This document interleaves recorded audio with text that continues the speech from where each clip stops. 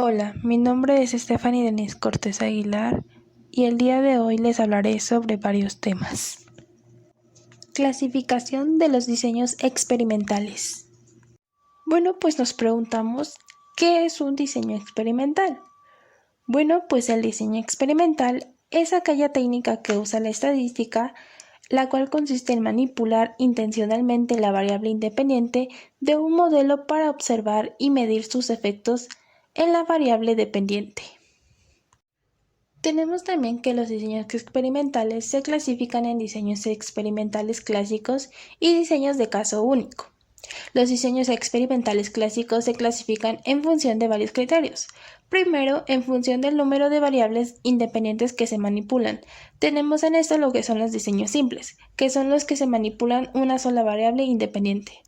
También tenemos lo que son los diseños factoriales, en los que se manipulan dos o más variables independientes. Segundo, en función del número de variables dependientes que se registren. Tenemos los diseños univariables, que son los que se registran una sola variable dependiente. Y también tenemos los diseños multivariables. En estos se registra más de una variable dependiente.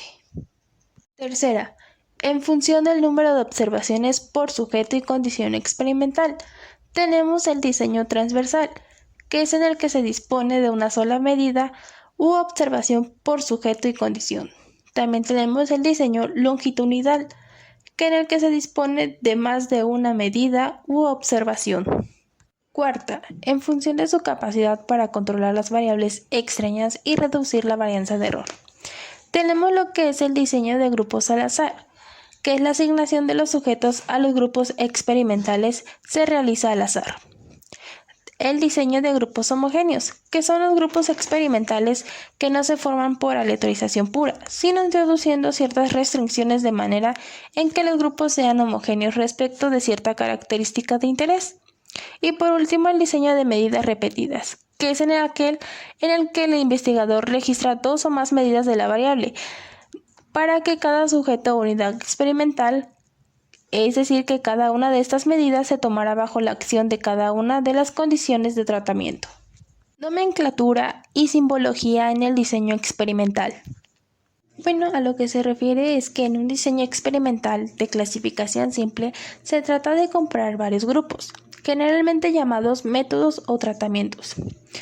Un ejemplo de ello es las diferentes maneras de tratar una enfermedad, ya sea con medicamentos, quirúrgicamente, acupuntura, etc. Para hacer esta comparación se usa una variable de respuesta cuantitativa Y, que es una medida en cada uno de los grupos. Los grupos también pueden ser los niveles de una variable cualitativa, que es llamada factor. La nomenclatura. Preexperimentos son aquellos cuyo grado de control es mínimo. Un ejemplo de ello es el estudio de caso de una sola medición. En esta no existe manipulación de la variable, se encuentran los estudios de caso de una sola medición, no contiene requisitos mínimos de un experimento verdadero, también no existe la manipulación de las variables independientes, no existe referencias de estas variables antes del estímulo y no contiene varios grupos de comparación. La simbología.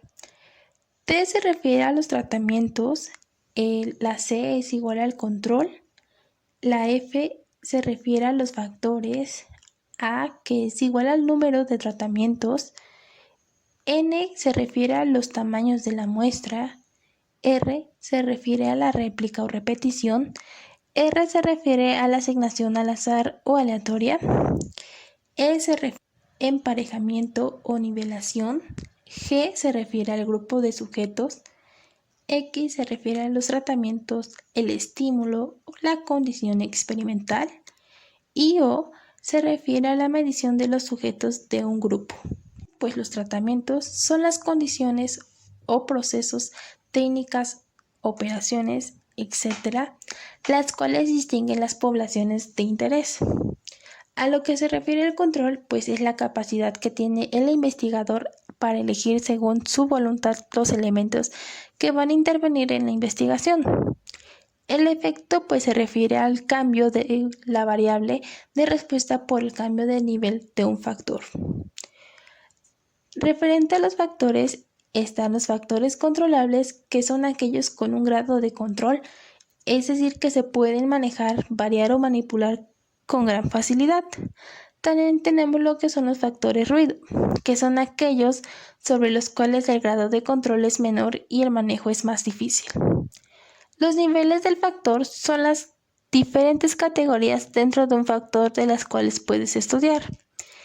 Y la corrida o unidad experimental, que es en la cual se aplica el tratamiento y sobre el cual se mide la variable respuesta.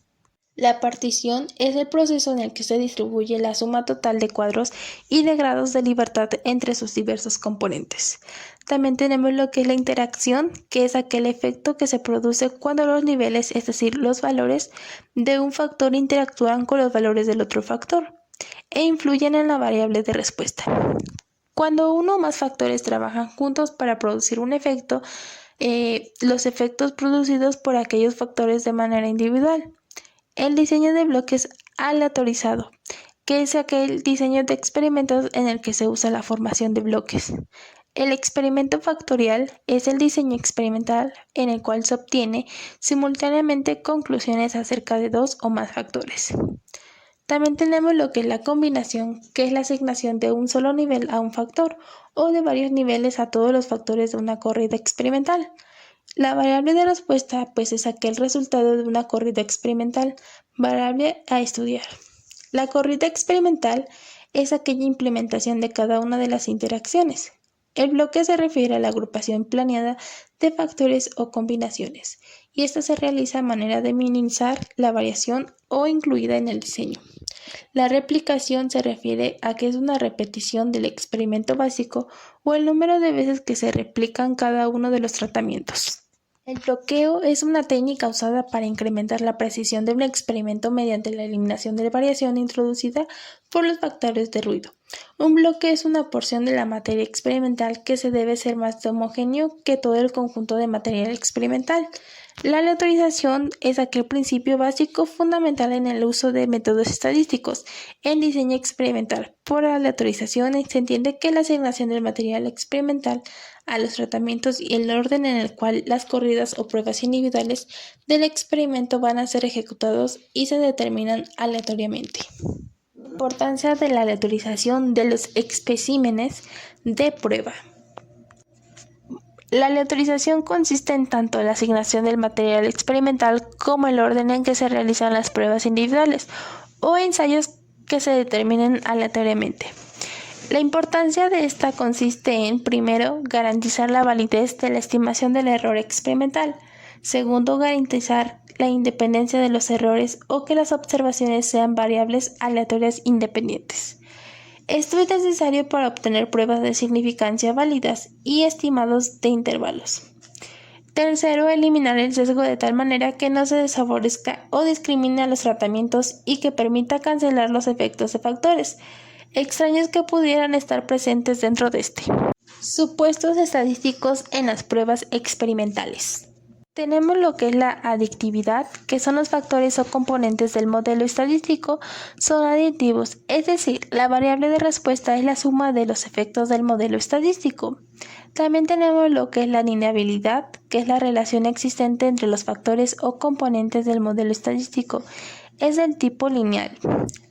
También tenemos lo que es la normalidad, que son los valores resultados del experimento, que provienen de una distribución de probabilidad normal con media m y varianzas al cuadrado. La independencia son los resultados de un experimento, son independientes entre sí.